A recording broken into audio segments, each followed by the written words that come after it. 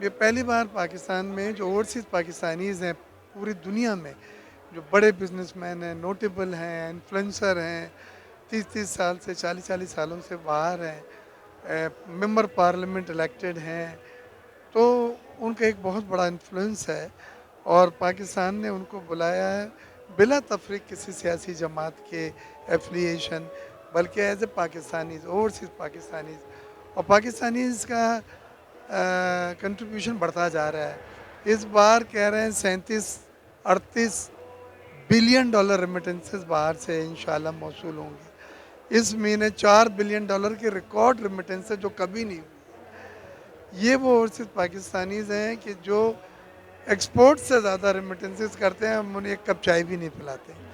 یہ وہ اوورسیز پاکستانی ہیں جن کے دل سبز پرچم کو دیکھ کے اتنی تیزی سے دھڑکتے ہیں جتنے آپ کے اور ہمارے ہیں۔ لہٰذا ہمیں انہیں عزت دینی ہے صرف۔ انہوں نے اپنا مقام بنا لیا، خوب پیسے بنا لیے، انہیں صرف عزت دینی ہے اور وہ ملک کی خدمت کرنے کو تیار ہیں۔